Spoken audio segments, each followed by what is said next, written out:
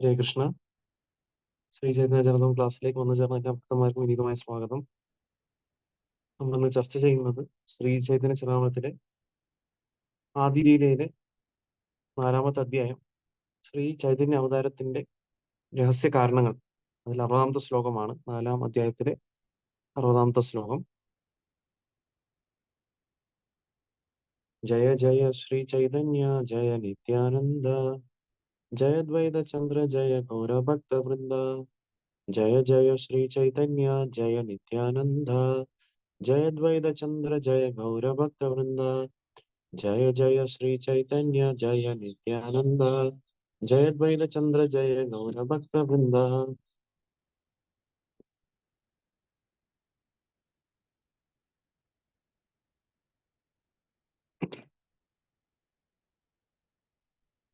लादिनीकराय कृष्णे आनन्दास्वादना, लादिनीरद्वारा करे भक्तेरपोषणा, लादिनीकराय कृष्णे आनन्दास्वादना, लादिनीरद्वारा करे भक्तेरपोषणा, लादिनीकराय कृष्णे आनन्दास्वादना, लादिनीरद्वारा करे भक्तेरपोषणा.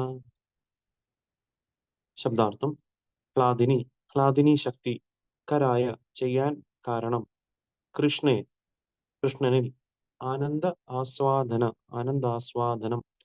ഹ്ലാദിനീര ദ്വാര ഹ്ലാദിനി ശക്തിയാൽ, കരേ ചെയ്യുന്നു, ഭക്തേര ഭക്തന്മാരുടെ, പോഷണ പോഷിപ്പിക്കൽ. വിവർത്തനം ഭാവാർത്ഥം: കൃഷ്ണ കൃപാമൂർത്തി ശ്രീ ശ്രീമദ് അഭയചരണാരവിന്ദ ഭക്തി വേദാന്ത സ്വാമി പ്രഭുപാദ് ശീല പ്രഭുപാദിക്ക്.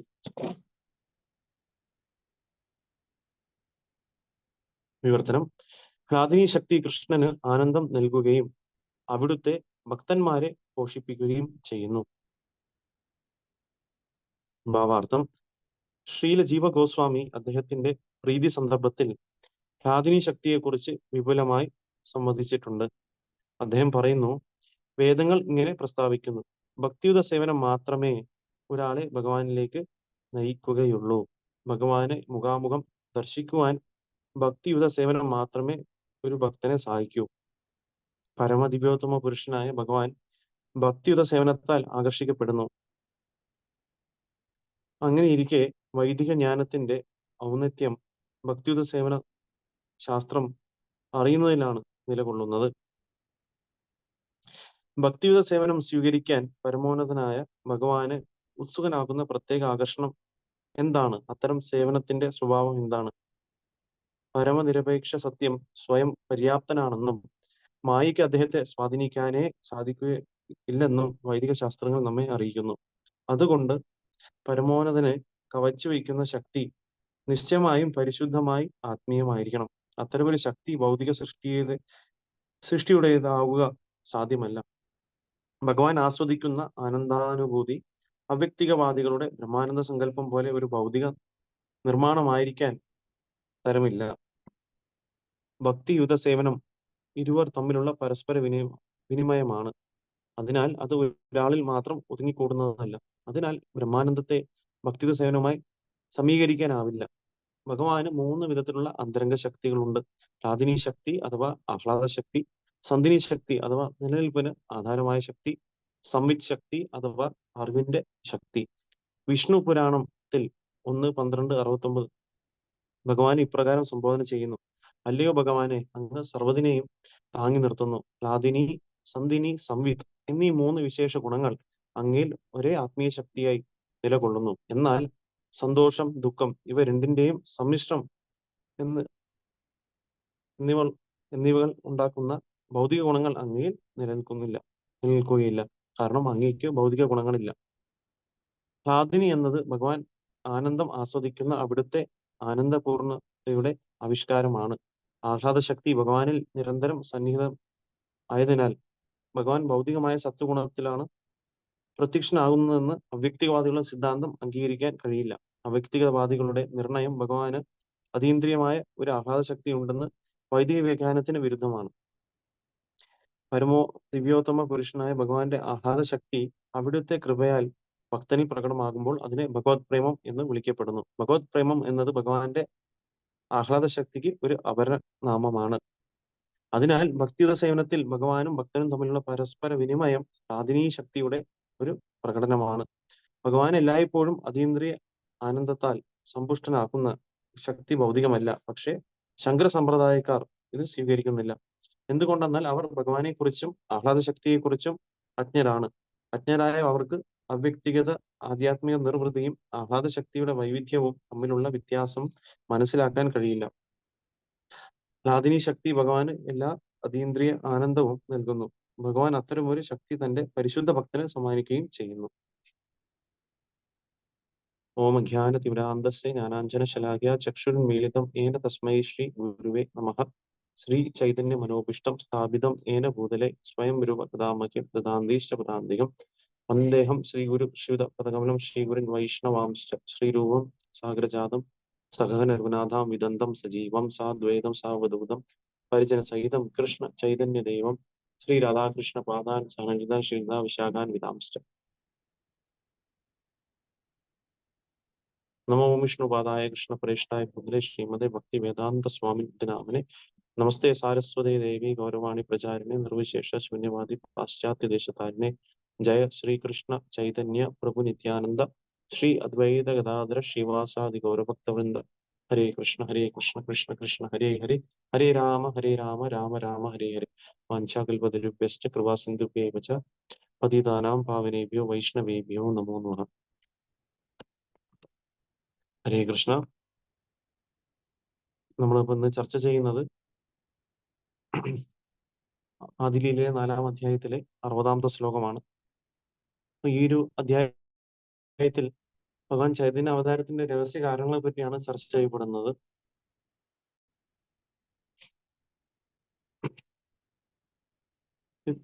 ഈ ശ്ലോകം ഹ്ലാദിനികരായ കൃഷ്ണേന് ആനന്ദാസ്വാദന ഹ്ലാദിനീര ദ്വാരാകരെ ഭക്തേര പോഷണ. ഹ്ലാദിനി ശക്തി കൃഷ്ണന് ആനന്ദം നൽകുകയും അവിടുത്തെ ഭക്തന്മാരെ പോഷിപ്പിക്കുകയും ചെയ്യുന്നു. നമ്മൾ കഴിഞ്ഞ കുറച്ച് ശ്ലോകങ്ങളിൽ കണ്ടു എന്താണ് രാധാറാണിയുടെയും കൃഷ്ണന്റെയും സ്ഥാനം എന്താണെന്നും. അപ്പൊ അതിനെപ്പറ്റിയാണ് ചർച്ച ചെയ്തു വന്നത്.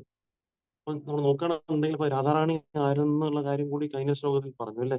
രാധിക ഹയേനെ കൃഷ്ണേരെ പ്രണയവികാര സ്വരൂപ ശക്തി ഹ്ലാദിനി നാമ യാൻ ഹാര. എന്താണ് പറയുന്നത്? കൃഷ്ണന്റെ പ്രേമത്തിന്റെ പരിവർത്തിത രൂപമാണ് ശ്രീമതി രാധിക. അവൾ ഹ്ലാദിനി എന്ന് വിളിക്കുന്നു. അവിടുത്തെ അന്തരംഗ ശക്തിയാണ്. അപ്പൊ രാധാറാണി തന്നെയാണ് ഈ ഹ്ലാദിനി അല്ലെങ്കിൽ പ്ലഷർ ആഹ്ലാദം തരുന്ന ആ ശക്തി എന്ന് നമുക്ക് മനസ്സിലാക്കാൻ സാധിക്കും. അപ്പൊ ഹ്ലാദിനി ശക്തി ചെയ്യുന്ന 2 കാര്യങ്ങളെ പറ്റിയാണ് ഈ ശ്ലോകത്തിൽ പറയുന്നത്. അപ്പൊ എന്താണ് ഈ 2 കാര്യങ്ങൾ? ഒന്ന് വന്നിട്ട് ഭഗവാൻ കൃഷ്ണന് ആനന്ദം നൽകുന്നതും ഹ്ലാദിനി ശക്തിയാണ്. അതുപോലെ ഭക്തന്മാരെ പോഷിപ്പിക്കുന്നതും ഹ്ലാദിനി ശക്തിയാണ്. ഇപ്പൊ ഈ 2 സേവനങ്ങളാണ് ഈ ഹ്ലാദിനി ശക്തി ചെയ്യുന്നത്.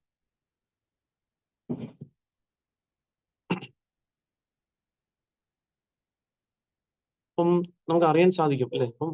അപ്പം ഭഗവാന്റെ പ്ലഷർ പൊട്ടൻസിയാണ് ഹ്ലാദിനി ശക്തി അല്ലെങ്കിൽ ശ്രീമതി രാധാറാണി എന്ന് നമ്മൾ മനസ്സിലാക്കി. അപ്പം ഇതിൽ പറയുന്നത് എന്താണ്? നമ്മൾ നോക്കുകയാണെന്നുണ്ടെങ്കിൽ ഇപ്പോ ഭഗവാന് സന്തോഷം കൊടുക്കുക അല്ലെ, ആനന്ദം നൽകുകയാണ് ഹ്ലാദിനി ശക്തി. അപ്പം അതുകൊണ്ടാണ് രാധാറാണി നമ്മൾ ഏറ്റവും ടോപ്പ് മോസ്റ്റ് ആയിട്ടുള്ള ഡിവോട്ടി ആയിട്ട് നമ്മൾ പറയുന്നത് അല്ലെ, നമ്മൾ നോക്കുകയാണെന്നുണ്ടെങ്കിൽ അല്ലെ. കാരണം രാധാറാണിയെ പോലെ അത്രയും എക്സ്പേർട്ട് ആയിട്ടുള്ള ഒരു വേറൊരു ഭക്തരെ കാണാൻ നമുക്ക് സാധിക്കില്ല. കാരണം എന്താണ് ഭഗവാൻ ആഗ്രഹിക്കുന്നത് അതിനു മുമ്പ് രാധാറാണി ഇത് ചെയ്യും എന്നാണ് പറയുന്നത്. ഭഗവാന്റെ മനസ്സ് അറിഞ്ഞുകൊണ്ട് ചെയ്യുന്നതാണ് ആ ഭക്തി ഇല്ലേ. നമ്മൾ എന്താണ് ഭക്തി കൊണ്ട് ഉദ്ദേശം എന്താണ്? നമ്മൾ ആ പരിപൂർണ്ണ സ്നേഹത്തോടെ ഭഗവാന്റെ ഇംഗിതം എന്താണോ മനസ്സിലാക്കിക്കൊണ്ട് നമ്മൾ ചെയ്യുന്നതാണ് ഭക്തിയുത സേവനം. അപ്പോൾ ആ ഭക്തിയുത സേവനത്തിന്റെ പരമകാഷ്ഠ ആണ് നമുക്ക് ശ്രീമതി രാധാറാണി എന്ന് പറയുന്നത്. അപ്പം അതുകൊണ്ട് തന്നെയാണ് നമ്മൾ പലപ്പോഴും നമ്മൾ പറയാറുണ്ടല്ലേ, രാധാഷ്ടമി ഒക്കെ വരുന്ന സമയത്ത് ശ്രീല പ്രഭുപാദിന്റെ ഒരു ലെക്ചറിൽ പ്രഭുപാദം പറയുന്ന ഒരു കാര്യമാണ്. അപ്പം പറയുന്നത് എന്താണ്? അപ്പം രാധാറാണി ഒരു വ്യക്തിയെ റെക്കമെൻഡ് ചെയ്ത് കഴിഞ്ഞാൽ കൃഷ്ണൻ അപ്പൊ തന്നെ ആക്സെപ്റ്റ് ചെയ്യും ആണ് പറയുന്നത് അല്ലേ. അപ്പൊ പറയാണ് ഇപ്പൊ രാധാറാണി ഒന്ന് പറയാണ്, അത് ഇങ്ങനെ ഇവിടെ ഒരു ഭക്തനുണ്ട്, അപ്പൊ ഈ ഭക്തൻ ഇങ്ങനെയൊക്കെ സേവനം ചെയ്യുന്നുണ്ട് എന്ന് പറയുമ്പോൾ ഉടനെ തന്നെ കൃഷ്ണൻ പിന്നെ വേറെ നോക്കാതെ ആ വ്യക്തിയെ സ്വീകരിക്കുകയാണ് ചെയ്യുന്നത്. അപ്പോൾ രാധാറാണി റെക്കമെൻഡ് ചെയ്ത് കഴിഞ്ഞാൽ ഒരു ഭക്തനെ കൃഷ്ണൻ അക്സെപ്റ്റ് ചെയ്യുന്നതാണ് അതിൽ പറയുന്നത്. അപ്പൊ അതുകൊണ്ടാണ് നമ്മളെപ്പോഴും രാധാറാണിയിലൂടെ ഭഗവാൻ കൃഷ്ണനെ മനസ്സിലാക്കാൻ പറയുന്നത്. ഇപ്പൊ ചൈതന്യ മഹാപ്രഭുവിലൂടെയാണ് നമുക്ക് രാധാകൃഷ്ണന്മാരെ മനസ്സിലാക്കാൻ സാധിക്കുക. നമുക്ക് ശ്രീല പ്രഭുപാദിലൂടെ ചൈതന്യ മഹാപ്രഭു കിട്ടി, ചൈതന്യ മഹാപ്രഭുവിലൂടെ രാധാകൃഷ്ണന്മാരെ നമുക്ക് മനസ്സിലാക്കാൻ നമുക്ക് സാധിക്കും. അപ്പം അതാണ്. അപ്പൊ അതിന് നമുക്ക് എന്താണ് ആദ്യത്തെ ക്വാളിഫിക്കേഷൻ എന്ന് പറയുന്നത് എന്താണ്? നമുക്ക് ഭക്തിയാണ് അല്ലേ? ഭക്തിയിലൂടെ മാത്രമാണ് നമുക്ക് ഭഗവാന്റെ ശക്തികളെ നമുക്ക് മനസ്സിലാക്കാൻ സാധിക്കുക. അപ്പം എന്താണ് അതിൽ പറയുന്നത്? അപ്പൊ നമുക്കറിയാം അല്ലേ? നമ്മള് ഭഗവത്ഗീതയിലെ പ്രമുഖമായിട്ടുള്ള ശ്ലോകമാണ്. ഭക്ത്യാ മാം അഭിജാനാതി യാവാൻ ഇഷ്ടാസ്മി തത്വതഃ. അപ്പൊ ഭഗവാനെ മനസ്സിലാക്കാൻ ഉള്ള ഒരേ ഒരു വഴി എന്ന് പറഞ്ഞാൽ എന്താണ്? ഭക്തി മാത്രമാണ്. ഭക്തിയിലൂടെ മാത്രമേ നമുക്ക് ഭഗവാനെ പൂർണ്ണമായിട്ട് മനസ്സിലാക്കാൻ സാധിക്കുള്ളൂ. അപ്പൊ നമ്മള് അല്ല ഭഗവാൻ ഒരിക്കലും ജ്ഞാനാമാം അഭിജാനാതി എന്നോ അല്ലെങ്കിൽ ധ്യാനാമാം അഭിജാനാതി എന്നൊന്നും പറയുന്നില്ല അല്ലെ. അപ്പം ഭക്തിയിലൂടെ മാത്രമാണ് നമുക്ക് ഭഗവാനെ പൂർണ്ണമായിട്ടും മനസ്സിലാക്കാൻ സാധിക്കുക. അപ്പൊ അതാണ് ഇതിൽ ആദ്യത്തെ ഇതിൽ പറയുന്നത് അല്ലെ. അപ്പം ഒരു വ്യക്തി നമ്മൾ ശ്രീമദ് ഭാഗവതത്തിലും പറയുന്നു അതാപിതേ ദേവ പദാംബുജം ദ്വയം പ്രസാദലേശാനുഗൃഹീതം ഏവഹി ജാനാതി തത്തം വിഹിതം ഗുഹായം നചാനോദേശ ചിരം വിചിഹ്നം എന്ന് പറയുന്നു. അപ്പൊ ഒരു ശ്ലോകത്തിൽ പറയുന്നു അപ്പം ഭഗവാനെ മനസ്സിലാക്കാനുള്ള വഴി എന്താണ്? ഭഗവാനെ മനസ്സിലാക്കാനുള്ള ഒരേ ഒരു വഴി എന്ന് പറഞ്ഞാൽ ഭഗവാന്റെ പ്രസാദലേശ അല്ലെ, ഭഗവാന്റെ അനുഗ്രഹവും കാരുണ്യം കൊണ്ട് മാത്രമാണ് ഭഗവാനെ മനസ്സിലാക്കാൻ സാധിക്കുക. അല്ലാതെ ഒരു വ്യക്തിയുടെ ഒരുപാട് അദ്ദേഹത്തിന്റെ ജ്ഞാനം കൊണ്ടോ അല്ലെങ്കിൽ അദ്ദേഹത്തിന്റെ തപശ്ചര്യ കൊണ്ടോ അല്ലെങ്കിൽ അദ്ദേഹം ചെയ്യുന്ന കർമ്മങ്ങൾ കൊണ്ടോ അല്ലെങ്കിൽ അദ്ദേഹത്തിന്റെ ഊഹാഭോഗങ്ങൾ കൊണ്ടോ ഒരിക്കലും ഒരു വ്യക്തിക്ക് ഭഗവാനെ മനസ്സിലാക്കാൻ സാധിക്കില്ല. കാരണം എന്താണ്? നമ്മള് അണുവാണ്, ഭഗവാൻ വിഭുവാണ് അല്ലെ. അപ്പം നമുക്ക് നമ്മുടെ ശരീരത്തിനകത്ത് നടക്കുന്ന കാര്യങ്ങൾ തന്നെ പൂർണ്ണമായിട്ട് മനസ്സിലാക്കാൻ ഇതുവരെ സാധിച്ചിട്ടില്ല അല്ലെ. സയന്റിസ്റ്റും ഇതൊക്കെ ഇത്രയും ഡെവലപ്പ് ചെയ്താലും പല പല കാര്യങ്ങളും ഇന്നും നമുക്ക് മനസ്സിലായിട്ടില്ല. അപ്പൊ അങ്ങനെയുള്ള നമുക്ക് പിന്നെ എങ്ങനെയാണ് നമ്മളെക്കാട്ടും ഉയരെയുള്ള പല കാര്യങ്ങളും നമുക്ക് മനസ്സിലാക്കാൻ സാധിക്കുക? അപ്പൊ അത് മനസ്സിലാക്കാനുള്ള വഴി എന്ന് പറഞ്ഞാൽ നമുക്ക് അത് ഒരു ശിഷ്യ പരമ്പരയിലൂടെ മാത്രമേ നമുക്ക് ഭഗവാനെ മനസ്സിലാക്കാൻ സാധിക്കുള്ളൂ അല്ലെ. നമുക്ക് അല്ലാതെ നമുക്ക് നമ്മുടെ കഴിവുകൾ കൊണ്ടോ ചിന്താശക്തി കൊണ്ടോ ഒരിക്കലും ഭഗവാനെ മനസ്സിലാക്കാൻ സാധിക്കില്ല. അപ്പം പ്രസാദലേശാനുഗൃഹീത ഏവി. അപ്പം അപ്പൊ എന്താണ്?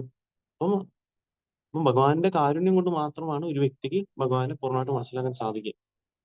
കാരണം നമുക്കറിയാം ബ്രഹ്മവ്യൂഹന ലീലയിലും ബ്രഹ്മാവ് എന്താണ് ചിന്തിച്ചത്? ബ്രഹ്മാവ് ചിന്തിച്ചത് എന്താണ്? അദ്ദേഹം ചിന്തിക്കുകയാണ്, എല്ലാരും പറയുന്നു കൃഷ്ണൻ എന്ന് പറയുന്നത് ഒരു ഭഗവാൻ പരമദൈവത്വ പുരുഷനാണ് എന്ന് എല്ലാവരും, കൃഷ്ണൻ എന്ന് പറയുന്നത് പരമദൈവത്വ പുരുഷനാണെന്നൊക്കെ എല്ലാവരും പറയുന്നുണ്ടല്ലോ. പക്ഷെ എന്താണ് ഈ കൃഷ്ണൻ ചെയ്യുന്നത്? കൃഷ്ണൻ പലപ്പോഴും ഈ കൂടെയുള്ള ഗോപബാലന്മാരെ അവരുടെ കൂടെ കളിച്ച് അവർ കഴിക്കുന്ന ആ ഒരു പ്രസാദം നിന്ന് കൈയിട്ട് വാരി കഴിക്കുകയൊക്കെ ചെയ്യുന്നു. ഇങ്ങനെയാണോ ഒരു പരമദൈവത്വ പുരുഷൻ പെരുമാറുക ഉള്ള രീതിയിലൊക്കെ അദ്ദേഹം ചിന്തിച്ചു.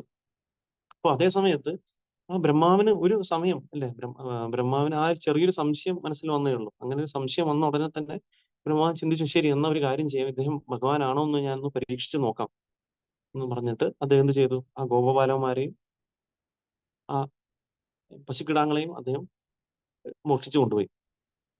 അപ്പൊ കൊണ്ടുപോയി അപ്പൊ ബ്രഹ്മാവ് വിചാരിച്ചു ഇനി എന്ത് ഈ ഇദ്ദേഹം കൃഷ്ണനാണല്ലോ, ഭഗവാൻ പരമദൈവത്വ പുരുഷനാണെങ്കിൽ ഇത് എന്ത് ചെയ്യും നോക്കട്ടെ.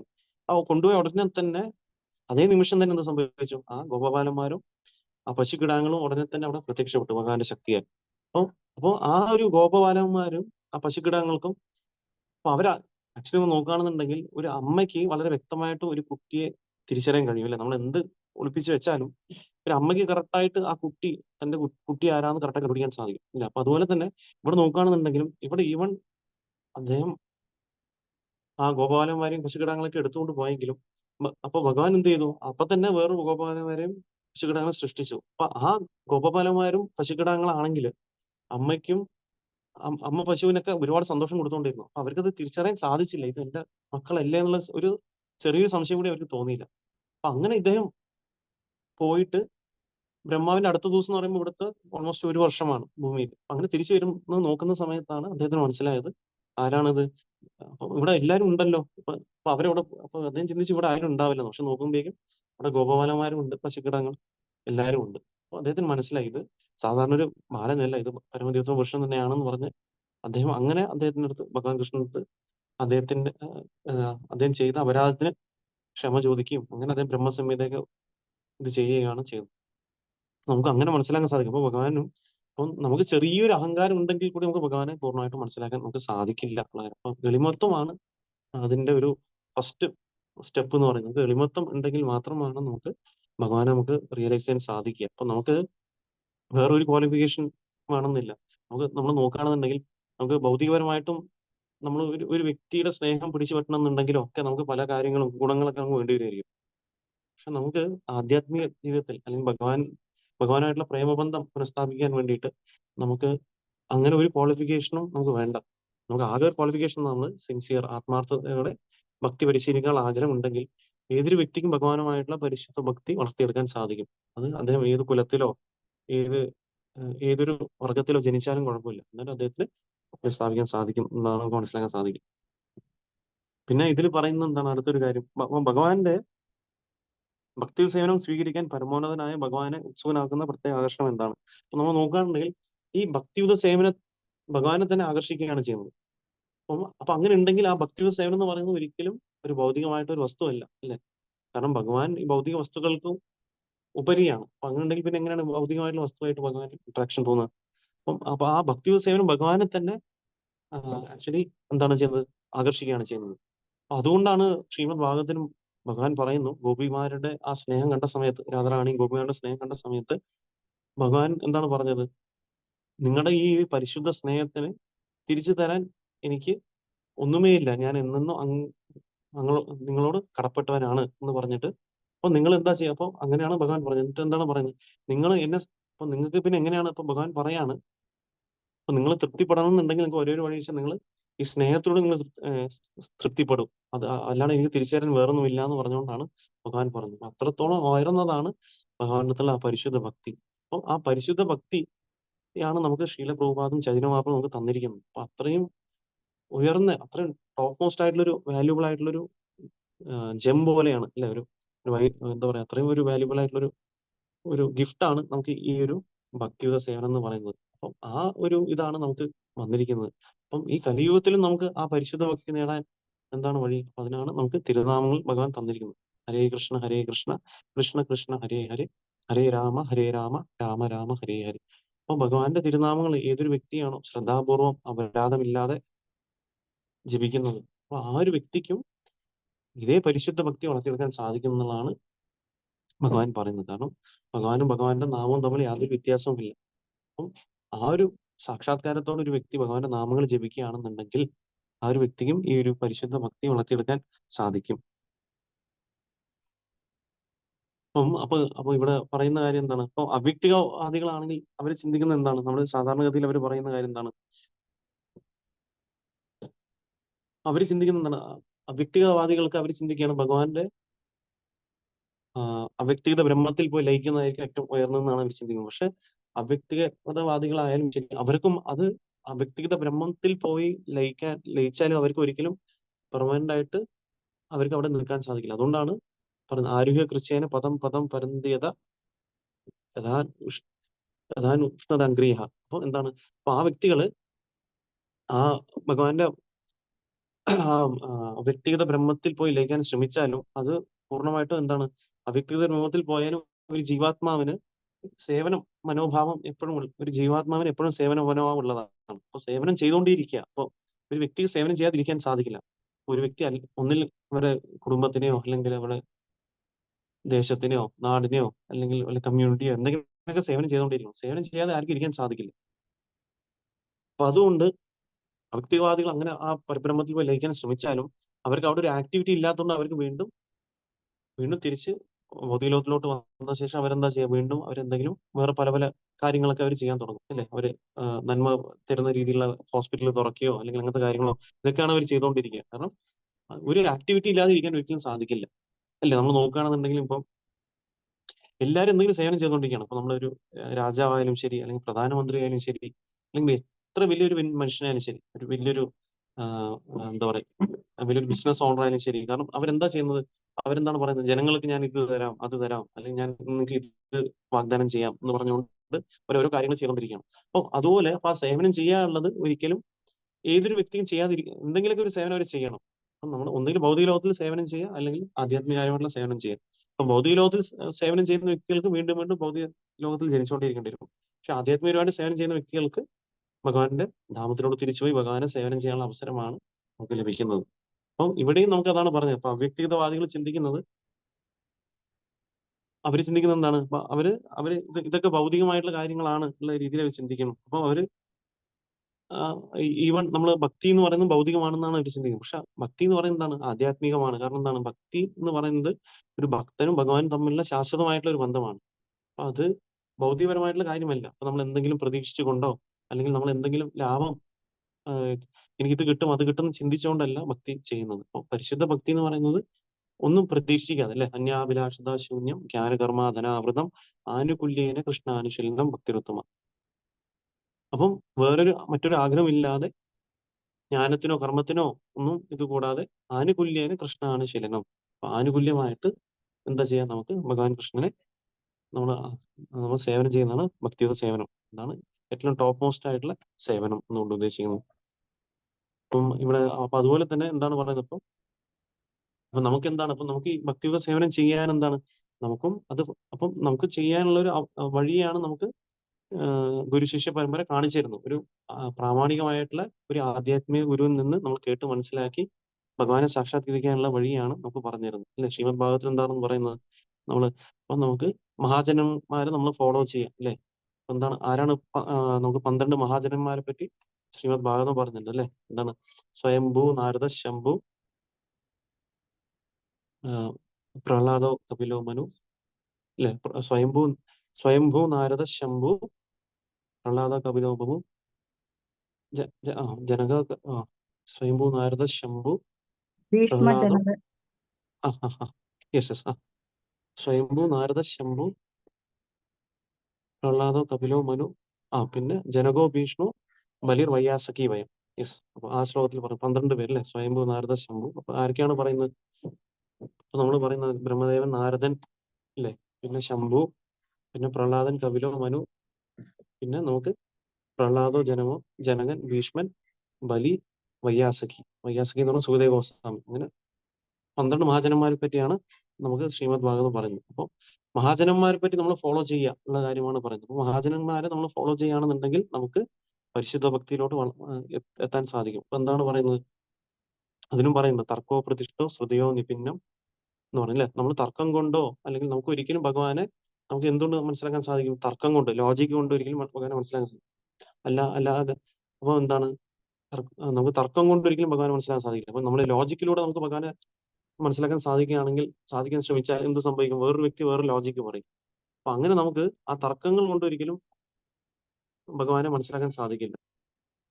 കാരണം എന്താണ്, അപ്പൊ എന്താണ് പിന്നെ ശാസ്ത്രം പറയുന്നത്, ശാസ്ത്രം എങ്ങനെയാണ് ഭഗവാനെ മനസ്സിലാക്കാൻ പറയുന്നത്, തർക്കം കൊണ്ടല്ല. എന്താണ് പിന്നെ നമുക്ക്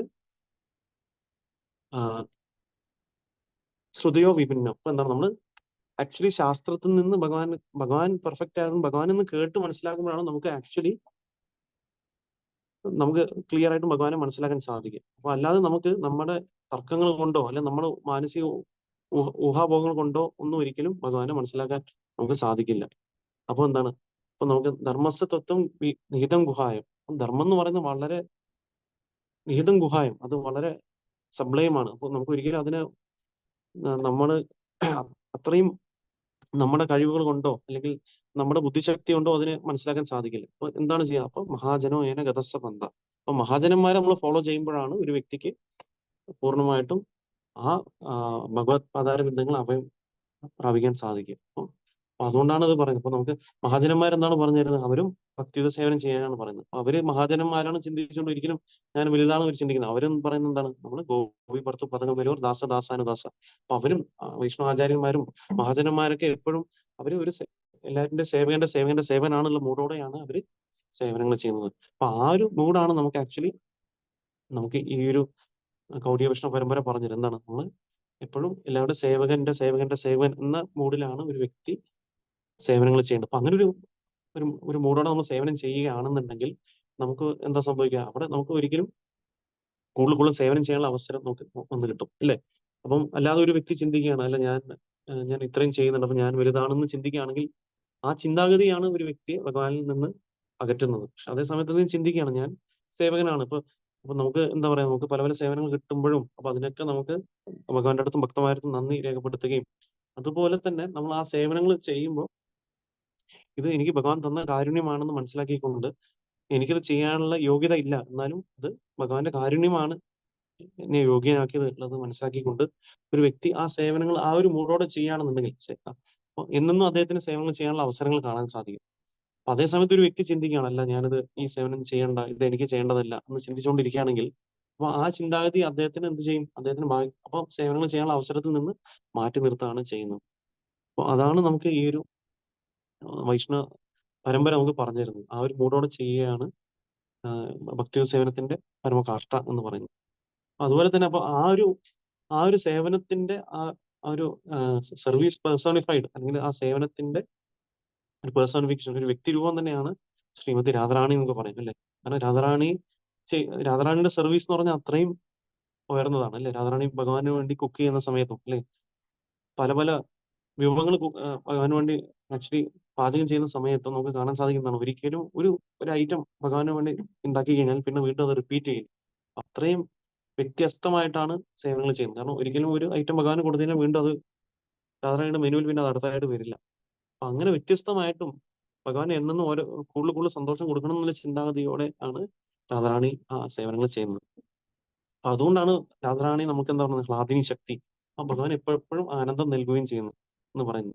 അപ്പൊ ഈ ആനന്ദം നൽകുന്ന രാധാറാണിയുടെ ആ ശക്തി, ആ ഹ്ലാദിനി ശക്തി തന്നെയാണ് നമുക്കും ആനന്ദം, നമുക്ക് ആക്ച്വലി ഉന്മേഷം അല്ലെങ്കിൽ പോഷണം തരുന്നത്. എന്താണ്, ഭക്തന്മാർക്ക് ആ പോഷണം കൊടുക്കുന്നതും ഈ ഹ്ലാദിനി ശക്തി തന്നെയാണ്. കാരണം ഹ്ലാദിനി ശക്തിയിലൂടെയാണ് ഭക്തന്മാർക്ക് സേവനം ചെയ്യാനുള്ള മനോഭാവം, അല്ലെങ്കിൽ രാധാറാണിയുടെ ശരണം പ്രാപിച്ച് ആ ഒരു സേവനമനോഭാവം കിട്ടുന്നു. അങ്ങനെയാണ്.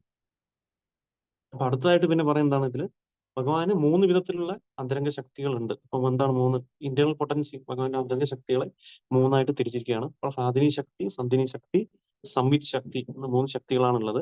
അപ്പൊ എന്താണ്, അപ്പോൾ ഹാദിനി ശക്തികളെ നമ്മൾ നേരത്തെ പറഞ്ഞു അല്ലെ, ആഹ്ലാദ ശക്തി ആണ്. പിന്നെ രണ്ടാമത് സന്ധിനി ശക്തി. സന്ധിനി എന്ന് പറഞ്ഞാൽ എന്താണ്, നിലനിൽപ്പിന്റെ ആധാരം എന്നതാണ് സന്ധിനി ശക്തി. ഇപ്പൊ എറ്റേണൽ എന്ന് പറയുന്നത് ആ ശക്തി, എറ്റേണിറ്റി എന്ന് പറയുന്നത്. പിന്നെ സംവിത് ശക്തി, അത് സംവിത് ശക്തിയാണ്.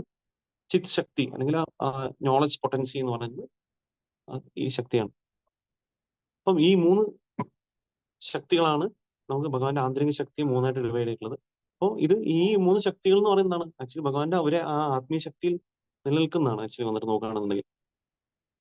അപ്പൊ ഈ ശക്തികളാണെന്നുണ്ടെങ്കിൽ ഒരിക്കലും ഭൗതിക തലത്തിലുള്ള ഭൗതിക ശക്തികൾക്ക് ഉപരിയാണ്. അപ്പൊ അതുകൊണ്ട് ഒരിക്കലും ആ ശക്തിയിൽ നിലനിൽക്കുന്ന ഭഗവാനും ഒരിക്കലും ഭൗതിക ഗുണങ്ങളാൽ ഒരിക്കലും അദ്ദേഹം അഷ്ടഡ് ആവുന്നില്ല എന്ന കാര്യമാണ് മനസ്സിലാക്കുന്നത്.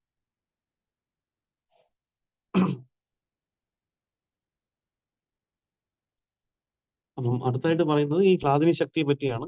അപ്പൊ ഹ്ലാദിനി ശക്തി എന്താണെന്ന് ഇവിടെ പറയുന്നു. അപ്പൊ ഹ്ലാദിനി ശക്തി എന്ന് പറഞ്ഞാൽ ഭഗവാന് ആസ്വാദനം കൊടുക്കുന്ന ശക്തിയാണ് ഹ്ലാദിനി ശക്തി എന്നുകൊണ്ട് ഉദ്ദേശിക്കുന്നത്. അപ്പം അപ്പൊ അവ്യക്തികവാദികൾ ചിന്തിക്കുന്നത് എന്താണ്, അവ്യക്തികവാദികൾ ചിന്തിക്കുന്നത്, അപ്പൊ അവർ ചിന്തിക്കുന്നത് ഭഗവാൻ ഭൗതികമായിട്ടുള്ള സ്വത്വഗുണത്തിന് പ്രത്യക്ഷനാകുന്നു എന്നാണ് അവർ ചിന്തിക്കുന്നത്. അപ്പൊ ഭഗവാന്റെ 2 തരത്തിലുള്ള ശക്തികളുണ്ട് അല്ലെ. ശരിക്കും 3 ശക്തികളുണ്ട്. ഭഗവാന്റെ ആന്തരിക ശക്തി, പിന്നെ ഭഗവാന്റെ തടസ്ഥ ശക്തി, പിന്നെ ഭഗവാന്റെ ബാഹ്യശക്തി. അത് ഭൗതിക ശക്തി എന്ന് പറയുന്നത്. അപ്പൊ ഈ ഭൗതിക ശക്തിയുടെ താഴെയാണ് ഈ സത്വഗുണം, രജോഗുണം, തമോ ഗുണം ഒക്കെ വരുന്നത്. അപ്പം ഇപ്പോൾ ഏറ്റവും ഉയർന്നത് ആന്തരിക ശക്തി, പിന്നെ തടസ്ഥ ശക്തി. തടസ്ഥ ശക്തിയിലാണ് ജീവാത്മാക്കൾ ഉള്ളത്. അപ്പൊ അവർക്ക് വേണമെങ്കിൽ ഇങ്ങോട്ടും പോവാം അങ്ങോട്ടും പോവാം. പിന്നെ ഏറ്റവും താഴെക്കടയുള്ളതാണ് ഭഗവാന്റെ ബാഹ്യശക്തി അല്ലെങ്കിൽ ഭൗതിക ശക്തി എന്നുകൊണ്ട് ഉദ്ദേശിക്കുന്നത്. അപ്പൊ ഈ ഭൗതിക ശക്തിയിൽ താഴെയാണ് ഈ 3 ഭൗതിക ഗുണങ്ങൾ വരുന്നത്. അപ്പം എന്താണ്, അപ്പം ഈ നമ്മൾ നോക്കുകയാണെന്നുണ്ടെങ്കിൽ ഈ ഈ ഈ ഒരു അവ്യക്തികവാദിൽ ചിന്തിക്കുന്നത് ഭഗവാൻ ഈ ഭൗതിക ശക്തിയുടെ സത്വഗുണത്തിൽ പ്രത്യക്ഷനാകുന്നു എന്നാണ് അവർ ചിന്തിക്കുന്നത് ആക്ച്വലി വന്നിട്ട്.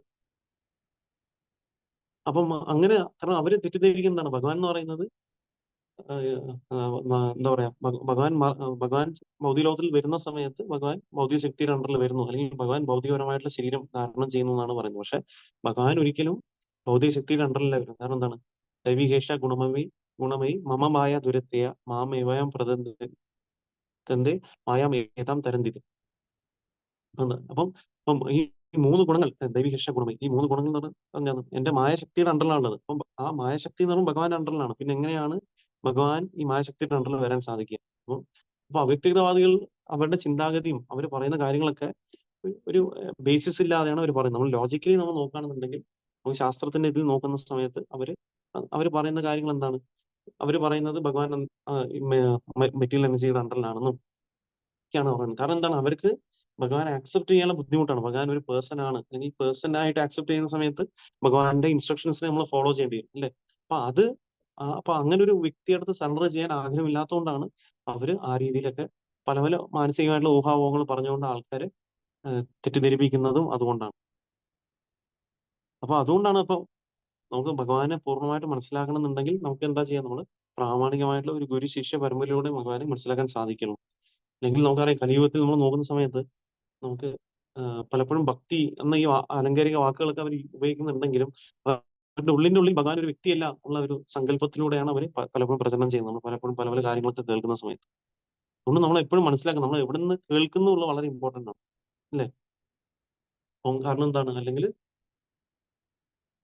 സർപ്പോച്ഛിഷ്ടം യഥോഭയ എന്ന് പറയുന്നത് അല്ലേ? എന്താണ് പറയുന്നത്? അപ്പം പാല് നല്ലതാണെങ്കിൽ കൂടി അല്ലേ? പാല് നല്ലതാണ്. പാല് കുടിക്കുന്നത് ശരീരത്തിന് നല്ലതാണ്. പക്ഷേ സർപ്പോച്ഛിഷ്ടം സർപ്പം കുടിച്ച പാൽ ആരെങ്കിലും കുടിക്കുമോ? ഇല്ല അല്ലേ?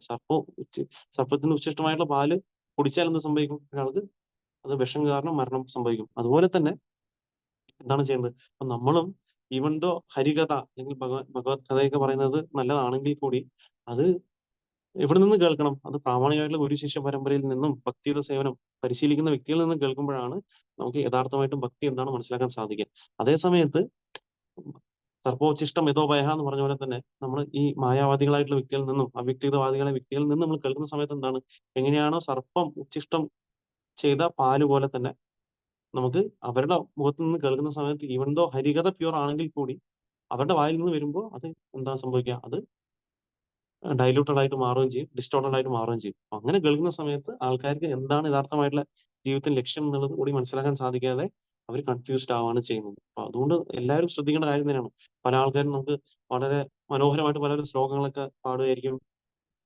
വളരെ രസകരമായിട്ടും മധുരമായിട്ടൊക്കെ അവർ ഭഗവാനെ പറ്റിയൊക്കെ വർണ്ണിക്കുന്ന പോലെയൊക്കെ നമുക്ക് തോന്നും. പക്ഷെ നമ്മൾ മനസ്സിലാക്കേണ്ടത് എന്താണ്? ആ വ്യക്തി ഒരു പ്രാമാണികമായിട്ടുള്ള ഗുരുശിഷ്യ പരമ്പരയിൽ നിന്നാണ് കേട്ട് പറയുന്നത് ഉള്ള കാര്യം നമ്മൾ ശ്രദ്ധിക്കുക. അല്ലെങ്കിൽ എന്താ സംഭവിക്കുക? നമ്മളും അറിയാതെ കേട്ട് കേട്ട് അവരുടെ ആ ഒരു മായാവത ടെൻഡൻസിയിലോട്ട് മാറും. അതുകൊണ്ടാണ് ചൈതന്യ മഹാപ്രഭു എപ്പോഴും നമ്മളെ വാൺ ചെയ്യുന്നത്.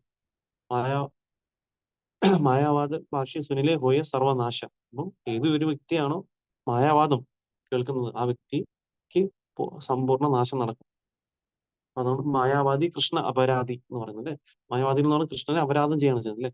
കാരണം ഒരു വ്യക്തി ഭഗവാൻ ഇല്ലാന്ന് ചിന്തിക്കുന്നതും ഓക്കെ അത് അറ്റ്ലീസ്റ്റ് കുഴപ്പമില്ല. പക്ഷെ ഒരു വ്യക്തി ചിന്തിക്കുകയാണ് ഭഗവാൻ ഉണ്ട് പക്ഷെ ഭഗവാന് രൂപമില്ല എന്നുള്ള രീതിയിൽ അദ്ദേഹത്തിന് ഇല്ലാത്ത രീതിയിൽ എല്ലാ കാര്യങ്ങളൊക്കെ പറഞ്ഞ് ആൾക്കാരെ വഴിതെറ്റിക്കുന്ന വ്യക്തിയാണ് ഏറ്റവും വലിയ അപരാധി. അതുകൊണ്ടാണ് മായാവാദികളിൽ നിന്ന് കേൾക്കാൻ പാടില്ല എന്ന് നമുക്കിവിടെ പറഞ്ഞു തരുന്നത് നമ്മൾ നോക്കുകയാണെന്നുണ്ടെങ്കിൽ. അത് വളരെ ഇമ്പോർട്ടന്റ് ആണ് നമ്മൾ നോക്കുകയാണെന്നുണ്ടെങ്കിൽ. അപ്പൊ അതുകൊണ്ട് നമുക്ക് വളരെ എളുപ്പമായിട്ട് നമുക്ക് ഭഗവാനെ സാക്ഷാത്കരിക്കാനുള്ള ഒരു വഴിയാണ് നമുക്കിവിടെ വന്നിരിക്കുന്നത് അല്ലെ? ഭഗവാന്റെ ഈ ആദിനി ശക്തിയിലൂടെ ശ്രീമതി രാധാറാണിയുടെ ലൂടെയാണ് നമുക്ക് ഭഗവാനെ മനസ്സിലാക്കാൻ നമുക്ക് സാധിക്കുക. അപ്പൊ അതുകൊണ്ടാണ് നമ്മൾ എന്താണ് ഫസ്റ്റ് തന്നെ ആരെ പേരാ വരുന്നത്? ഹരേ കൃഷ്ണ അല്ലെ? ഹരേ എന്ന് പറയുന്നത് ഭഗവാന്റെ ആന്തരിക ശക്തിയായിട്ടുള്ള രാധാറാണി. രാധാറാണിയിലൂടെയാണ് നമ്മൾ ഭഗവാൻ കൃഷ്ണനെ നമ്മൾ മനസ്സിലാക്കുന്നത്. അപ്പൊ അതുകൊണ്ട് ഫസ്റ്റ് രാധാറാണിയിലൂടെയാണ് നമ്മൾ ഭഗവാനെ അപ്രോച്ച് ചെയ്യുന്നത്, ഞാനും മനസ്സിലാക്കുന്നത്. പക്ഷെ അതേ സമയത്ത് ഒരു വ്യക്തി ഭഗവാനെ സാക്ഷാത്കരിക്കാൻ വേണ്ടിയിട്ട് പല പല യോഗ പദ്ധതികളൊക്കെ ചെയ്താലും അദ്ദേഹത്തിന് ജന്മജന്മാന്തരങ്ങൾ എടുത്താലും തപശ്ചര്യകൾ എടുത്താലും ഒരിക്കലും ഭഗവാന്റെ കാരുണ്യമില്ലാതെ ഒരു വ്യക്തിക്ക് ഭഗവാന്റെ ഭക്തി എന്ന സേവനമില്ലാതെ ഭഗവാനെ മനസ്സിലാക്കാൻ സാധിക്കില്ല. അപ്പം ഞാൻ ശ്രീല പ്രഭുപാദ് ലീലാമൃതയിലും അതിന് റിലേറ്റഡ് ആയിട്ടുള്ള ഒരു ഇൻസ്റ്റൻസ് വന്നായിരുന്നു ഇടയ്ക്ക് വായിച്ച സമയത്ത്. അപ്പൊ അതിലും ശ്രീല പ്രഭുപാദ് പറയുന്ന ഒരു കാര്യമാണ്. അപ്പൊ അദ്ദേഹം പറയുന്നത് എന്താ വെച്ചാൽ ഇപ്പം അദ്ദേഹം ഒരു ഡിസ്കഷൻ ശിഷ്യന്മാരുടെ ഡിസ്കഷനിലായിരുന്നു. അപ്പം ഇപ്പൊ പ്രഭുപാദ് പറഞ്ഞു ഇപ്പൊ യോഗികൾ അല്ലെങ്കിൽ ജ്ഞാനികളൊക്കെ നമുക്ക് കാണാൻ സാധിക്കും. അവർ ചിലപ്പോൾ ഒറ്റക്കാലിൽ നിന്ന് വലിയ വലിയ തപസ്സരുകൾ ചെയ്യുകയും മണ്ണിന്റെ അടുത്തൊക്കെ ചിലപ്പോൾ മണ്ണിനകത്ത് കുഴിച്ചിരുന്ന് അതിനകത്തിരുന്നുകൊണ്ട് അവര് നമുക്ക് വലിയ വലിയ ഹിമാലയത്തിലൊക്കെ പോയാൽ നമുക്ക് കാണാൻ സാധിക്കും. വലിയൊരു മണ്ണിൽ കുഴിച്ച് അവിടെ ഇരുന്ന് അതിന് അടിയിലിരുന്ന് തപസ്സര ചെയ്യും. അതിന്റെ മുകളിൽ മണ്ണൊക്കെ മൂടി അതിന്റെ മുകളിൽ ട്യൂബൊക്കെ വെച്ചിട്ട് അതിലൂടെ കുറച്ച് ശ്വാസം എടുക്കാനുള്ള ആ ഒരു വഴിയൊക്കെ കൊടുത്ത് അത്രയും കഠിനമായിട്ടുള്ള തപശ്ചര്യയും അനുഷ്ഠാനങ്ങളൊക്കെ ചെയ്യാണ് അവർ ചെയ്യുന്നത്. അപ്പൊ ഇതൊക്കെ അവർ ചെയ്യുന്നത് എന്തിനാണ്? അവര് എന്തെങ്കിലും ഒരു ലക്ഷ്യം എന്താണ്? ഭഗവാനെ സേവിക്കാൻ വേണ്ടിയിട്ടല്ല ശരിക്കും. അവർ ചെയ്യുന്നത് എന്തിനാണ്? അവർക്ക് എന്തെങ്കിലും ഭൗതികമായിട്ടുള്ള ശക്തി, എന്തെങ്കിലും യോഗിക് പവർ അല്ലെ, യോഗശക്തി കിട്ടാനൊക്കെയാണ് അവർ അങ്ങനെയൊക്കെ കാര്യങ്ങൾ ചെയ്യുന്നത്. അപ്പൊ അങ്ങനെയൊക്കെ ഇത്രയും കഷ്ടപ്പെട്ട് അവർ ചെയ്ത് ഭഗവാനെ മനസ്സിലാക്കാൻ ശ്രമിക്കുകയാണ് അല്ലെ? ഈ അത്രയും തപശ്ചര്യകളൊക്കെ അനുഷ്ഠിച്ച് ചെയ്യാൻ ശ്രമിച്ച് ഭഗവാനെ മനസ്സിലാക്കാനാണ് അവർ ശ്രമിക്കുന്നത്. പല പല കാര്യങ്ങൾ ചെയ്തുകൊണ്ട്. അപ്പൊ അത് സാധാരണ വ്യക്തിയെ അപേക്ഷിച്ച് അത് ചെയ്യാൻ സാധിക്കില്ല. അപ്പം പ്രഭുപാദ് പറഞ്ഞു അതേ ഭഗവാനെ നമുക്ക് സാക്ഷാത്കരിക്കാൻ നമുക്ക് വളരെ എളുപ്പമാണെന്ന് പറഞ്ഞുകൊണ്ട് അദ്ദേഹത്തിന്റെ ടേബിളിന്റെ മുകളിൽ ഒരു പാത്രത്തില് അപ്പൊ ആ ഒരു പാത്രത്തിനകത്ത് കുറച്ച് രസഗുല ഉണ്ടായിരുന്നു. പ്രഭുപാദ് അവിടുന്ന് ഒരു രസഗുല അപ്പൊ കാരണം അവിടെ വരുന്ന ഗസ്റ്റിനൊക്കെ പ്രഭുപാദ് എപ്പോഴും എന്തെങ്കിലും സ്വീറ്റ്സ് ഒക്കെ കൊടുത്തോണ്ടേയിരിക്കും. അപ്പൊ ആ ടേബിളിൽ നിന്ന് ആ രസഗുല ആയിട്ടുള്ള ആ പ്രസാദം എടുത്തിട്ട് അതെടുത്തിട്ട് വായിലിട്ടിട്ട് പറഞ്ഞു നമ്മൾ ഭഗവാനെ സാക്ഷാത്കരിക്കുന്നത് ഇങ്ങനെയാണെന്ന് പറഞ്ഞിട്ട് പറഞ്ഞു. എങ്ങനെയാണ് പറഞ്ഞു? നമുക്ക് ജസ്റ്റ് ഒരു പ്രസാദം കഴിച്ചുകൊണ്ട് തന്നെ നമുക്ക് ഭഗവാനെ സാക്ഷാത്കരിക്കാൻ സാധിക്കും. കാരണം എന്താണ്? പ്രസാദവും ഭഗവാനും തമ്മിൽ യാതൊരു വ്യത്യാസവുമില്ല. അപ്പം ആ ഒരു എല്ലാത്തിലും ഭഗവാനെ കാണാനുള്ള ഒരു അവബോധം ആണ് നമുക്ക് കൃഷ്ണാവബോധം നമുക്ക് പറഞ്ഞു തരുന്നത് അല്ലേ? അപ്പം നമുക്ക് ശ്രീല പ്രഭുപാദിന്റെ കാരുണ്യം കൊണ്ടാണ് നമുക്ക് വളരെ ഈ ഒരു പ്രോസസ്സ് വളരെ സിംപ്ലിഫൈഡ് ആയിരിക്കുകയാണ് അല്ലേ? നമുക്ക് നാമജപവും നമുക്ക് ഭഗവത് ഗ്രന്ഥ പാരായണവും ഭക്തന്മാരുടെ സംഘം ചെയ്യും, പ്രസാദം കഴിക്കുകയും ഫെസ്റ്റിവൽസ് അറ്റൻഡ് ചെയ്യും ഒക്കെ ചെയ്തുകൊണ്ട് നമുക്ക് ഭഗവാനെ സാക്ഷാത്കരിക്കാൻ സാധിക്കും. അപ്പൊ അതിനു വേണ്ടിയിട്ട് നമുക്ക് ബാക്കിയുള്ള ഇത് പറയുന്ന പോലെ നമുക്ക് ഗൃഹത്തിനെ വിട്ടു പോകാനോ അല്ലെങ്കിൽ നമുക്ക് കാട്ടിലോട്ട് പോകാനോ അങ്ങനെയൊന്നും ആവശ്യം ഇവിടെ വരുന്നില്ല. ഏതൊരു വ്യക്തിക്കും സ്ഥാനേ സ്ഥിത സ്തുതിഗത തനുവാക് മനോബി എന്ന് പറഞ്ഞല്ലേ? നമ്മൾ ഏതൊരു അവസ്ഥയിലാണോ ആ അവസ്ഥയിൽ ഇരുന്നുകൊണ്ട് തന്നെ തനുവാക് മനോബി. അപ്പൊ മനസ്സുകൊണ്ടും വാക്കുകൊണ്ടും പ്രവൃത്തി കൊണ്ടൊക്കെ നമ്മൾ ഭഗവാന് വേണ്ടി സേവനം ചെയ്യുന്ന ഒരു വ്യക്തി എന്താണ്? അദ്ദേഹം ആ ഒരു അവസ്ഥയിൽ ഇരുന്നുകൊണ്ട് തന്നെ അദ്ദേഹത്തിന് ഭഗവാനെ സാക്ഷാത്കരിക്കാൻ സാധിക്കുന്നതാണ് പറയുന്നത്. അപ്പൊ അതാണ് നമുക്ക് മനസ്സിലാക്കുക. അപ്പൊ നമുക്ക് തന്നിരിക്കുന്ന ഈ വലിയൊരു ഗിഫ്റ്റ് കൃഷ്ണാവബോധം എന്ന് പറയുന്നത് വളരെ അമൂല്യമായിട്ടുള്ള ഒരു കാര്യമാണ്. അപ്പൊ അതിന് നമുക്ക് എപ്പോഴും ഒരു നന്ദി രേഖപ്പെടുത്തിക്കൊണ്ട് നമ്മൾ ചെയ്യുകയാണെന്നുണ്ടെങ്കിൽ നമുക്ക് വളരെ എളുപ്പമായിട്ട് അഡ്വാൻസ് ചെയ്യാൻ സാധിക്കും. അപ്പൊ നമുക്ക് കിട്ടിയ പല പല സേവനങ്ങളും ഒക്കെ നമ്മൾ വിചാരിക്കുക. അപ്പൊ നമുക്കിത് എന്റെ യോഗ്യത കൊണ്ടോ അല്ലെങ്കിൽ എന്റെ പുണ്യങ്ങൾ കൊണ്ടോ കിട്ടിയതല്ല ആക്ച്വലി വന്നിട്ട്. ഇത് ഭഗവാന്റെയും ഭക്തന്മാരുടെ കാരുണ്യമാണ് എനിക്ക് കിട്ടിയിരിക്കുന്നത്. അപ്പൊ അതുകൊണ്ട് ആ ഒരു കാരുണ്യത്തിനെ നമ്മൾ ഏറ്റെടുത്ത് നമ്മൾ എന്താ ചെയ്യുക? നമ്മൾ അതിനെ മനസ്സിലാക്കുക. അതിനെ നമ്മൾ ജീവിതത്തിൽ നമ്മൾ പരിശീലിക്കുക. അതിന് ആത്മാർത്ഥമായിട്ടും പരിശീലിക്കുകയും അതുപോലെ തന്നെ നമുക്ക് കിട്ടിയ ഈ കാരുണ്യത്തെ നമുക്ക് ബാക്കിയുള്ളവർക്ക് കൊടുക്കാനും നമ്മുടെ ഒരു ഡ്യൂട്ടിയാണ് അല്ലേ? അല്ലേ?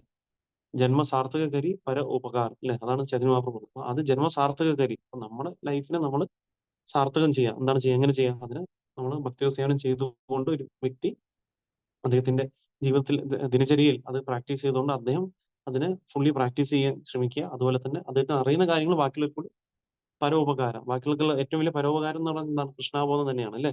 അപ്പോൾ കൃഷ്ണാബോധം ഒരു വ്യക്തിക്ക് കൊടുക്കുന്നതാണ് ഏറ്റവും വലിയ ഉപകാരം. കാരണം അത് ഒരു വ്യക്തിയുടെ ജന്മവൃത്തി ജരാവധി എന്ന ചക്രത്തിൽ നിന്ന് അദ്ദേഹത്തിന് മോക്ഷം കൊടുക്കുകയാണ് ചെയ്യുന്നത്. ബാക്കി നമ്മൾ ഒരു നേരത്തെ ഭക്ഷണമോ അല്ലെങ്കിൽ പാർപ്പിടമോ വസ്ത്രമോ ധനമോ എന്ത് കൊടുത്താലും അതൊക്കെ കുറച്ച് നേരത്തേക്ക് മാത്രമേ ഉണ്ടാവൂ. അപ്പൊ ഈ നമുക്ക് എന്താ ആ വ്യക്തിക്ക് ഈ ഒരു വിദ്യ പഠിപ്പിച്ചു കൊടുക്കുകയാണ്. എങ്ങനെയാണ് നമുക്ക് ഈ ഒരു ഭൗതിക ലോകത്തിൽ നിന്ന് എല്ലാം ഇതിന് വരുന്ന ഈ ബുദ്ധിമുട്ടുകളെയും പലതരത്തിലുള്ള താപത്രയങ്ങളൊക്കെ നമ്മൾ ക്രോസ് ഓവർ ചെയ്തുകൊണ്ട് ഒരു വ്യക്തിക്ക് എങ്ങനെ പരിപൂർണമായിട്ടുള്ള ആനന്ദം ഭഗവാൻ സേവനം ചെയ്യുന്നത് കിട്ടാൻ സാധിക്കും എന്നുള്ളതാണ് നമുക്ക് പറഞ്ഞു കൊടുക്കുന്നത്. അപ്പോൾ അത് മനസ്സിലാക്കാനുള്ള ഒരു അവസരമാണ് നമുക്ക് ചൈതന്യ മഹാപ്രഭുയുടെ കാരുണ്യത്തിലൂടെ നമുക്ക് ഇത്ര സിംപ്ലിഫൈ ആയിരിക്കുന്നില്ല. കലിയുഗത്തിൽ നമുക്ക് ഭഗവാന്റെ തിരുനാമങ്ങൾ ശ്രദ്ധയോടെ ജപിച്ചുകൊണ്ട് ഓരോ വ്യക്തിക്കും ആ ഒരു ഭഗവത് പ്രേമം വളർത്തിയെടുത്ത് ഭഗവത് പാതാരബന്ധങ്ങളിൽ അഭയം നേടാൻ സാധിക്കും എന്നുള്ളതാണ്. അതിന് വേണ്ട 2 ക്വാളിഫിക്കേഷൻ ശീല പ്രഭുപാദ് പറയുന്നതാണ്. അപ്പൊ നമുക്ക് സിൻസിയാരിറ്റി അല്ലെങ്കിൽ ആത്മാർത്ഥതയും സീരിയസ്നെസ് നമ്മൾ ദൃഢനിശ്ചയത്തോടെ സീരിയസ് ആയിട്ട് നമ്മളത് പ്രവർത്തിക്കാനുള്ള കാര്യമാണ്. അപ്പൊ നമുക്ക് അതും ചെയ്യാം. അതുപോലെ തന്നെ നമുക്ക് ഉത്സാഹം ഉള്ളതാണ് വളരെ ഇമ്പോർട്ടന്റ്. അപ്പോൾ ഈ ഒരു ഇമ്പോർട്ടന്റ് ക്വാളിറ്റി എപ്പോഴും നമുക്ക് വേണം. ഭക്തന് വേണ്ട ഏറ്റവും ഒരു ഇമ്പോർട്ടന്റ് ക്വാളിറ്റി എന്ന് പറയുന്നത് എന്താണ്? എന്തൂസിയാസം അല്ലെങ്കിൽ ഉത്സാഹമാണ്. അപ്പൊ ഏതൊരു അവസ്ഥയിലും ഉത്സാഹത്തോടെ നമ്മൾ ചെയ്തുകൊണ്ടിരുന്ന ഉത്സാഹത്തിലൂടെയാണ് ഒരു വ്യക്തിക്ക് ആക്ച്വലി ഭഗവാന്റെ കാരുണ്യം കിട്ടുന്നത്. നമുക്ക് ഇപ്പൊ താല്പര്യമുണ്ടോ ഇല്ലയോ എന്നത് സെക്കൻഡറി ആണ്. എന്നാലും ഇത് ഭഗവാന്റെ സന്തോഷത്തിനാണ് മനസ്സിലാക്കിക്കൊണ്ട് ഉത്സാഹത്തോടെ നമ്മൾ ചെയ്യണം. അതുകൊണ്ട് ഉത്സാഹ നിശ്ചയ ധൈര്യ അല്ലെ? ഉത്സാഹമാണ് ഇപ്പോൾ ഫസ്റ്റ് വരുന്നത്. ഉത്സാഹ നിശ്ചയ ഡിറ്റർമിനേഷനോടെ ദൃഢനിശ്ചയത്തോടെ ധൈര്യ അതുപോലെ തന്നെ പേഷ്യൻസ് ക്ഷമയോടെ നമ്മൾ ഇത് ചെയ്തുകൊണ്ടിരിക്കുന്ന ഒരു വ്യക്തിക്ക് ആ ഒരു ഭഗവാന്റെ പാതാരബന്ധങ്ങളിൽ അഭയം നേടാൻ സാധിക്കും. അപ്പൊ അതിന് നമ്മൾ എന്താണ് അപ്പൊ അതിനുള്ള ഒരു എളുപ്പ വഴി എന്താണ് നമുക്ക് അത് രാധാറാണി പോലുള്ള പരിശുദ്ധ ഭക്തി നമ്മൾ അഭയം പ്രാപിക്കാനുള്ള കാര്യമാണ് അല്ലെ? രാധാറാണിയെ അടുത്ത് നമ്മൾ പ്രാർത്ഥിക്കുക. അപ്പൊ കാരണം രാധാറാണി എന്ന് പറഞ്ഞാൽ ആ ഭക്തി ആ പരിശുദ്ധ ഭക്തിയുടെ ആക്ച്വലി ഒരു എക്സ്പാൻഷൻ ആണ് നമ്മൾ നോക്കുകയാണെങ്കിൽ. അപ്പൊ ആ രാധാറാണിയുടെ കാരുണ്യം കൊണ്ട് ഒരു വ്യക്തിക്ക് ഭഗവാൻ കൃഷ്ണന്റെ കാരുണ്യം കിട്ടാൻ സാധിക്കും. അതുകൊണ്ടാണ് നമ്മൾ പലപ്പോഴും രാധാഷ്ടമി വരുന്ന സമയത്തൊക്കെ നമ്മൾ രാധാറാണിയെടുത്ത് തീവ്രമായിട്ടും പ്രാർത്ഥിക്കുന്നത്. രാധാറാണി റെക്കമെൻഡ് ചെയ്യുകയാണെങ്കിൽ കൃഷ്ണൻ നമ്മളെ ആക്സെപ്റ്റ് ചെയ്യും എന്നുള്ളതാണ്. അപ്പൊ അതുകൊണ്ടാണ് നമ്മൾ എന്താണ് നമ്മളെ ഹരേ കൃഷ്ണ മന്ത്രത്തിൽ നമുക്ക് രാധാറാണിയും ഉണ്ട് കൃഷ്ണനും ഉണ്ട് അല്ലെ? നമ്മൾ ശക്തിമാൻ എന്ന രീതിയിലാണ് നമ്മൾ ആരാധിക്കുന്നത് അല്ലെ? രാധാ കൃഷ്ണ ലക്ഷ്മി നാരായണ സീതാരാം എന്ന രീതിയിലാണ് നമ്മൾ ഭഗവാനെ ആരാധിക്കുന്നത്. അപ്പൊ അങ്ങനെ കാരണം അപ്പൊ ഭഗവാനെ സന്തോഷിക്കും. എന്റെ പരമോന്നത ഭക്തിയായ രാധാറാണിയെ നിങ്ങൾ അഭയം പ്രാപിക്കുന്നുണ്ടല്ലോ എന്ന് കാണുമ്പോൾ ഭഗവാനും അത് ആനന്ദം നൽകും. കാരണം ഒരു ഭക്തനിലൂടെ മാത്രമാണ് നമുക്ക് ഭഗവാനെ മനസ്സിലാക്കാൻ സാധിക്കുക. അപ്പൊ ഏറ്റവും പരിശുദ്ധ ഭക്തിയായ രാധാറാണിയെ അപ്രോച്ച് ചെയ്യുന്ന ഒരു വ്യക്തിക്ക് നമുക്ക് പരിശുദ്ധ ഭക്തി കൃഷ്ണനിൽ നിന്ന് ലഭിക്കും. ഹരേ കൃഷ്ണ. ഹരേ കൃഷ്ണ. ആർക്കെങ്കിലും എന്തെങ്കിലും സംശയങ്ങൾ ഉണ്ടെങ്കിൽ ചോദിക്കാം. നമുക്ക് ഒരു 1-2 മിനിറ്റ് ടൈം ഉണ്ട്. ഹരേ കൃഷ്ണ പ്രഭു. ഹരേ കൃഷ്ണ. ഹരേ കൃഷ്ണ. പ്രഭു, അപ്പോൾ നമ്മൾ ഈ സാധാരണ നമ്മൾ അമ്പലത്തിലൊക്കെ സപ്താഹമൊക്കെ നടക്കും. അതിപ്പം നമ്മുടെ ഗുരുപരമ്പരയുള്ള ആൾക്കാരല്ല, അതൊക്കെ നമ്മൾ കേൾക്കാതിരിക്കുന്നതാണോ നല്ലത്? അതോ കേൾക്കുന്നതിന് കുഴപ്പമില്ല? കേൾക്കാതിരിക്കുന്നതാണ് നല്ലതെന്നാണ് എൻ്റെ പേഴ്സണലായിട്ടുള്ള അഭിപ്രായം പ്രഭു. കാരണം അവര് പറയുന്നത് പലപ്പോഴും നമ്മൾ പോയി കേൾക്കുകയാണെന്നുണ്ടെങ്കിലും നമുക്ക് ആക്ച്വലി നമ്മുടെ ഗൈഡ് എന്താണ് മാനദണ്ഡം എന്ന് പറഞ്ഞാൽ നമ്മുടെ ശീലപ്രഭുവിന്റെ ബുക്കാണ്. അപ്പൊ പ്രഭുവിന് പോയി നമ്മുടെ ശീലപ്രഭുവിന്റെ ബുക്സ് വായിച്ച് കഴിഞ്ഞാൽ വളരെ വ്യക്തമായിട്ട് അറിയാൻ സാധിക്കും അവർ പറയുന്നത് ശരിയാണോ തെറ്റാണോ എന്നുള്ളത്. അപ്പൊ നമുക്ക് ഒത്തിരി ഒരു വ്യത്യാസമുണ്ട്. നമുക്ക് ഈ ബുക്സ് വായിച്ചു കഴിഞ്ഞാൽ നമുക്കൊരു ബേസിസ് കിട്ടും. എന്താണ് ശരിക്കും ശാസ്ത്രം പറയുന്നത്, എന്താണ് കൃഷ്ണൻ എന്നും എന്താണ് ഭക്തി എന്നൊക്കെ നമുക്ക് മനസ്സിലാക്കാൻ സാധിക്കും. അപ്പൊ അതുകൊണ്ട് നമ്മൾ നോക്കുകയാണെങ്കിൽ 99% നമ്മൾ ഈ ഭാഗവത സപ്താഹത്തിലൊക്കെ പലപ്പോഴും എസ്പെഷ്യലി മായാവാദ സിദ്ധാന്തം ഇതൊക്കെയാണ് അവർ പറയുന്നത്. അപ്പൊ അതുകൊണ്ട് ബെറ്റർ നമ്മൾ കേൾക്കാതിരിക്കുക എന്ന് തന്നെയാണ് നല്ലത് പ്രഭു ശരിക്കും. കാരണം അവർ ഭക്തിയെ പറ്റിയോ അപ്പൊ നമുക്ക് എത്ര പേരാണ് ശരിക്കും ഒരു ഭാഗവത സപ്താഹം കഴിഞ്ഞിട്ട് ഭഗവാന്റെ ഭക്തന്മാരായിട്ട് മാറിയിരിക്കുന്ന നമ്മൾ നോക്കിക്കഴിഞ്ഞാൽ ആരുമില്ല. അവർ വീണ്ടും പോയി വീട്ടിൽ പോയി വീണ്ടും സീരിയൽ ഓൺ ചെയ്യും, അല്ലെങ്കിൽ അവരുടെ സാധാരണ കാര്യങ്ങൾ ചെയ്തുകൊണ്ടിരിക്കും. ഇതൊക്കെയാണ് അവർ ചെയ്യുന്നത്. അത് അല്ല, ജസ്റ്റ് ഒരു ഗ്യാതറിംഗ് എന്ന രീതിയിലാണ് കാര്യങ്ങൾ ചെയ്യുന്നത് അവര്. അവിടെ അപ്പൊ ഭക്തിയെ അതുകൊണ്ട് കുറിച്ച് പറയുന്നില്ല പ്രഭു. ഞാൻ കേട്ടു, ഭക്തിയെ കുറിച്ച് പറയുന്നില്ല. ഗോലോക വൃന്ദാവൻ ഇതൊന്നും അവർക്ക് അറിയുകയില്ല. അതെ അതെ അതെ പ്രഭു. അപ്പൊ അതുകൊണ്ട് ബെസ്റ്റ് എന്ന് പറഞ്ഞാൽ നമുക്ക് നമ്മുടെ ടൈം വേറെ നല്ല രീതിയിൽ യൂട്ടിലൈസ് ചെയ്യാം. നമുക്കിപ്പം നോക്കുകയാണെങ്കിൽ നമുക്ക് പല പല യൂട്യൂബിലും നമുക്ക് ഇസ്കോൺ ഡിവോട്ടീസിനൊക്കെ ക്ലാസ്സുകൾ അതൊക്കെ ഉണ്ട്. അത് കേൾക്കാം, അല്ലെങ്കിൽ പ്രഭുപാദിന്റെ ബുക്ക് വായിക്കാം. അപ്പൊ അതുകൊണ്ട് സാധാരണഗതിയിൽ അവർക്ക് ഈ ഒരു ഭക്തിയെ പറ്റി, കാരണം ഒന്നാമത് ഭാഗവത നടക്കുന്ന സ്ഥലത്ത് നമ്മൾ നോക്കുകയാണെങ്കിൽ പലപ്പോഴും ഇതൊരു ബിസിനസ് എന്ന രീതിയിലാണ് പലപ്പോഴും അത് ചെയ്യുന്നത്. അപ്പൊ അങ്ങനത്തെ ഒരു ഡീലിംഗിൽ വരുമ്പോൾ കേൾക്കുന്ന ആൾക്കാർക്കും പറയുന്ന ആൾക്കാർക്കും നിന്നൊരു എഫക്റ്റ് അവിടെ ഉണ്ടാവില്ല. കാരണം ഒരു ബിസിനസ് ഡീലിംഗ് എന്ന രീതിയിലാണ് അവർ പലപ്പോഴും ഈ കാര്യങ്ങളൊക്കെ ചെയ്യുന്നത്. പിന്നെ അവർ പറയുന്ന സിദ്ധാന്തവും പ്രോപ്പർ ആയിട്ടുള്ള സിദ്ധാന്തവും അല്ല. കാരണം അവർക്കൊരു ഗുരുശിഷ്യ പരമ്പര ഇല്ല, അല്ലെങ്കിൽ അവരുടെ മനസ്സിൽ തോന്നുന്ന ഊഹാഭോഗങ്ങളാണ് അവർ പറയുന്നത്. അപ്പം നമുക്ക് എന്തൊരു ക്വാളിഫിക്കേഷൻ ഉള്ളത് ഭഗവാനെ പറ്റി ഊഹിച്ചെടുക്കാനുള്ള ക്വാളിഫിക്കേഷൻ നമുക്കുള്ളത്. ഇപ്പൊ നമുക്ക് ആകെ ഒരു കാര്യം വെച്ചാൽ ശീലപ്രഭുപാദ് പറയുന്ന ഒരു കാര്യം എന്ന് പറഞ്ഞാൽ നമ്മൾ ചെയ്യേണ്ട ഒരേ ഒരു കാര്യം എന്ന് പറഞ്ഞാൽ നമ്മൾ എന്താണോ ഗുരുശിഷ്യ പരമ്പരയിൽ നിന്ന് കേട്ടിരിക്കുന്നത് അത് അതേ രീതിയിൽ അതിനെ മനസ്സിലാക്കുക, അതേ രീതിയിൽ അതിനെ റിപ്പീറ്റ് ചെയ്യാനുള്ള കാര്യം മാത്രമാണ് നമ്മൾ ചെയ്യേണ്ടത്. പക്ഷെ അതാണ് അവർ ചെയ്യാത്തതും. അതുകൊണ്ടാണ് ആൾക്കാർ കൺഫ്യൂസ്ഡ് ആയി പോകുന്നതും പലപ്പോഴും അവരൊരിക്കലും ഒരു പ്രോസസ്സിലോട് സ്റ്റിക്ക് ഓൺ ചെയ്യാത്തതിനുള്ള റീസൺ അതാണ്. അപ്പൊ അതുകൊണ്ട് നമ്മൾ അങ്ങനത്തെ മകസപ്താഹം പോയി അറ്റൻഡ് ചെയ്യാതിരിക്കുന്നതാണ് നല്ലത്. അതേ സമയത്ത് നമുക്ക് ആ സമയം നമ്മൾ വീട്ടിലിരുന്നോണ്ട് നാമം ജപിക്കുകയോ, അല്ലെങ്കിൽ നമുക്ക് പ്രഭുപാദിന്റെ ബുക്ക് വായിക്കുകയോ, അല്ലെങ്കിൽ നമുക്ക് വേറെ ഏതെങ്കിലും രീതിയിലുള്ള ഇസ്കോൺ ഭക്തമായിട്ട് ക്ലാസ് കേൾക്കുന്നതായിരിക്കും നല്ലത് പ്രഭു. എന്റെ ഒരു പേഴ്സണൽ എക്സ്പീരിയൻസിലൂടെ ഞാൻ ഷെയർ ചെയ്യാണ് പ്രഭു. ഞാൻ ജനറലി പലപ്പോഴും നമ്മൾ പല സ്ഥലത്തൊക്കെ ചില ബുക്ക് ഡിസ്ട്രിബ്യൂഷനും ബുക്ക് സ്റ്റോളൊക്കെ ഇടുന്ന സമയത്ത് നമ്മൾ പലപ്പോഴും അവിടെ നിൽക്കുമ്പോഴും നമ്മൾ കേൾക്കുമ്പോഴൊക്കെ നമുക്ക് അറിയാൻ സാധിക്കുമല്ലോ, നമ്മൾ കേട്ട ഫിലോസഫിയിൽ നിന്ന് ഒരു എന്താ പറയാ, അത് നമ്മളൊരു ഗൾഫ് ഓഫ് ഡിഫറൻസ് ആണ്. ഒരു 180 ഡിഗ്രി ചേഞ്ച് ആണ് നമുക്ക് കാണാൻ സാധിക്കുന്നത്. Thank you. Hare Krishna. Thank you bro ആ ചോദ്യത്തിന്. ഹരേ കൃഷ്ണ. ഓക്കെ, ഇപ്പൊ വേറെ ഡൗട്ടുകളൊന്നുമില്ല. വന്നു ചേർന്ന ഭക്തന്മാർക്ക് വിനീതമായ നന്ദി. അപ്പൊ എല്ലാവരും അവരുടെ ജീവിതത്തിന്റെ യഥാർത്ഥ ലക്ഷ്യം എന്ന് പറയുന്നത് നമ്മൾ പരിശുദ്ധ ഭക്തിയാണ്. അപ്പൊ അതിനെയാണ് നമുക്ക് ശ്രീചൈതന്യ ധരാമൃതവും ശ്രീമദ് ഭാഗവതമൊക്കെ പഠിപ്പിച്ചു തരുന്നത്. ആ പരിശുദ്ധ ഭക്തിയെ നമ്മൾ ലക്ഷ്യം വെച്ചുകൊണ്ട് നമ്മൾ നമ്മുടെ ഓരോ സേവനങ്ങളും നമ്മൾ ചെയ്യും. ഓരോ സേവനം ചെയ്യുമ്പോഴും ഭഗവാന്റെ പരിശുദ്ധ ഭക്തിക്ക് വേണ്ടി പ്രാർത്ഥിക്കുകയും ആ ഒരു മൂടോടെ നമ്മൾ ചെയ്യുകയാണെന്നുണ്ടെങ്കിൽ നമുക്ക് വളരെ എളുപ്പമായിട്ട് നമുക്ക് അഡ്വാൻസ് ചെയ്യാൻ സാധിക്കും. കാരണം എന്താണ്, പരിശുദ്ധ ഭക്തിയിൽ നമ്മൾ ഭഗവാന് സന്തോഷം കൊടുക്കാനുള്ള പ്രിൻസിപ്പിളാണ്. ഭഗവാന് സന്തോഷം കൊടുത്തു കഴിഞ്ഞാൽ നമുക്കും സന്തോഷം കിട്ടും. കാരണം നമ്മൾ ഭഗവാന്റെ അംശമായതുകൊണ്ട് ആ രീതിയിൽ നമ്മൾ ചെയ്യുമ്പോൾ ആക്ച്വലി പരിശുദ്ധ ഭക്തിക്ക് വേണ്ടി നമ്മൾ പ്രാർത്ഥിക്കുന്ന സമയത്ത് നമുക്ക് മാത്രമല്ല എല്ലാവർക്കും ഭഗവാന്റെ കാരുണ്യം കിട്ടാൻ വേണ്ടിയാണ് നമ്മൾ പ്രാർത്ഥിക്കുന്നത്. അപ്പൊ ആ രീതിയിൽ നമ്മൾ ഇത് ചെയ്യും. ഹരേ കൃഷ്ണ. ഓക്കെ. ശ്രീ ചൈതന്യ ചരിതാമൃതം की जय. शील प्रभुपाद സമവേത ഗൗരഭക്തി. Thank you. Hare Krishna. Hare Krishna. Thank you പ്രഭു. ഹരേ കൃഷ്ണ. നല്ല ഹരേ ക്ലാസ് കൃഷ്ണ. നന്ദി പ്രഭുജി, താങ്ക് നല്ല യു. ക്ലാസ്, നന്നായിരുന്നു. Thank you bro. Thank you പ്രഭുജി. Thank you. All god Hare Srila Krishna. Prabhupada. Thank you bro. Hare Krishna. Hare Krishna പ്രഭുജി. പ്രണാമം. ഹരേ കൃഷ്ണ. താങ്ക് യു പ്രഭുജി. ഹരേ കൃഷ്ണ. Thank U.